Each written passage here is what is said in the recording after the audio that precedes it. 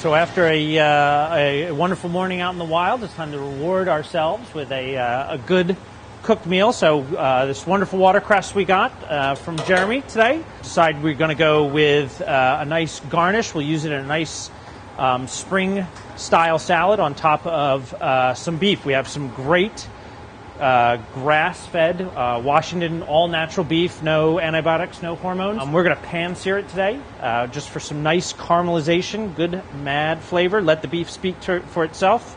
Mother Nature has done most of the work. A little bit of oil in our pan. And once that gets up to heat, we have a great company out here that hand-makes pasta, Carso's.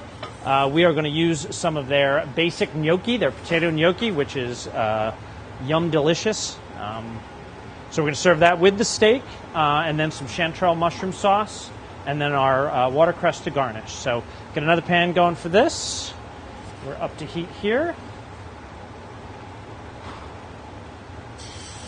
There we go. A little bit of salt on the other side. Some butter for our gnocchi. So the beauty of this is probably 60% or more of what actually ending up on the plate actually came locally. Almost a third of the ingredients actually came through Jeremy, our forager. And the idea is to get a little bit of caramelization on the outside of that gnocchi. And then lots of black pepper. The black pepper is to help pair it with the tannins in the beef as well as tannins with red wine. This is meant to go with a nice, real easy drinking, approachable red wine. And the black pepper helps soften both the tannins of the wine. It adds an instant 10 years to any glass of wine you're drinking, a good healthy dose of black pepper. So, nice color there. This color that we're getting on the outside, that's the natural sugars in the beef. Again, the grass-fed beef, it's not as fatty a beef, so there's more concentration of the proteins that are in the meat as well as the sugars that are in the meat. Searing the beef itself actually caramelizes those sugars.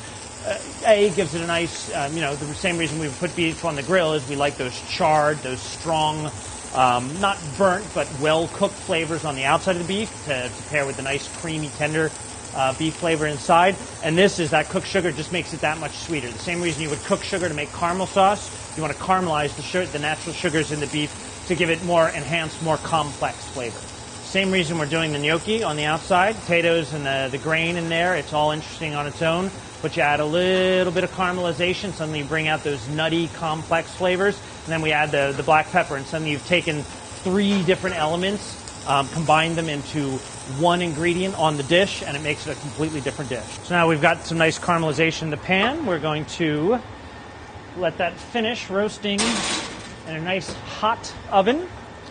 Now we've got all this great caramelization in the bottom here that we don't want to lose. So, using some of our local wine, we're going to deglaze. Get all that nice flavor back. Once that gets down nice and low, we're going to add some of our nice chanterelles. Springtime's great for very young chanterelles starting to come out, teasing us for the summer season. We're going to add a little bit of chanterelles there. Chanterelles have a nice delicate flavor, so we don't want to overcook them. We're going to add a spoonful of some veal stock. Make our own veal stock. We're just going to reduce that down. That pepper crust we pulled out of the creek today, we want to trim it back. And all these bottom trimmings we would use for a nice cress sauce. Since the watercress has some pretty intense flavor, I mean it's nice and young and succulent, we're going to add something a little bit sweet to help balance it out. So we're going to shave a little bit of shallots, add a little bit of color as well. And since we want Mother Nature to speak for us, not speak for her, a little bit of oil, and just a little bit of lemon juice to dress. Again, not trying to reinvent the wheel, just some gnocchi down on the plate. Let's see how our steak's doing. Those beautifully, nicely browned chanterelles makes up our sauce, our little watercress salad. This is Greg Lopez, Executive Chef at Urbane Restaurant, the Hyatt at Olive 8, serving some grass-fed Washington beef with locally foraged watercress at Urbane Restaurant.